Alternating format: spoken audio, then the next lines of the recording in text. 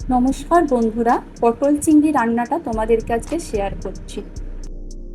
পটল চিংড়ি বানানোর জন্য প্রথমে কড়াইয়ের মধ্যে কিছুটা সর্ষের তেল দিয়ে দিলাম।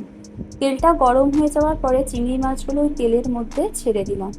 দিয়ে হলুদ গুঁড়ো আর লাল লঙ্কার অল্প গুঁড়ো আর অল্প নুন আগে থেকে মাখানো ছিল যে চিংড়ি মাছটায়, ওটা ভালো করে ভেজে তুলে নিলাম। ততক্ষণে দুটো টমেটো টুকরো করে মিক্সার গ্রাইন্ডারে ওটা পেস্ট করে নেব। মাছটা সেই সময় ভাজা ভাজা করে তারপর আস্তে আস্তে তুলে নেব। এদিকে কিছুটা আদা আর কাঁচা লঙ্কা হামানদিস্তার মধ্যে থেঁতো করে নেব। এবার ওই তেলের মধ্যে আলুগুলো দিয়ে সামান্য হলুদ গুঁড়ো দিয়ে লাল লাল করে আলুগুলো ঢাকা দিয়ে ভাজতে দেব। আলুগুলো ভেজে তুলে নেওয়ার পরে ওই তেলের মধ্যে পটলগুলো দিয়ে দেব।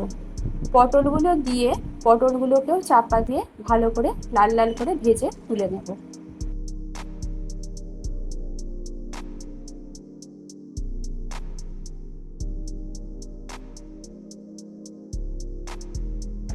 কড়াটা ভালো করে পরিষ্কার করে নিয়ে কড়ার মধ্যে আরও কিছুটা তেল দিয়ে দিলাম। দিয়ে 1 চামচ গোটা জিরে ফোড়ন দিলাম। তার মধ্যে 3টে ছোটো এলাচ, 2 টুকরো দারচিনি, 4টে লবঙ্গ, 1টা শুকনো লঙ্কা, 1টা তেজপাতা দিয়ে আদা আর কাঁচা লঙ্কা থেঁতো দিয়ে সামান্য জল দিয়ে ওটা ভালো করে ভাজা ভাজা করে নেব।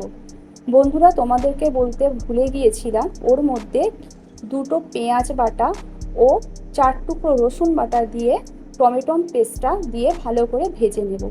এরপর 1 চামচ ধনে গুঁড়ো, 1 চামচ জিরে গুঁড়ো, সামান্য নুন দিয়ে ওটা ভালো করে নাড়াচাড়া করে নেব। নাড়াচাড়া করার পরে সামান্য পরিমাণে জল ঢেলে দেব। দিয়ে ওর মধ্যে 1 চামচ কাশ্মীরি লঙ্কার গুঁড়ো দিয়ে হাফ কাপ টক দই, আগে থেকে চিনি আর নুন দিয়ে ফেটিয়ে রেখেছিলাম, সেই টক দইটা মিশিয়ে নেব। এরপরে কড়াতে মশলাটা ফুটে উঠলে ওর মধ্যে চিংড়ি মাছ, পটল, আলুগুলো দিয়ে ভালো করে নাড়াচাড়া করে সামান্য পরিমাণে চিনি দিয়ে দেবো।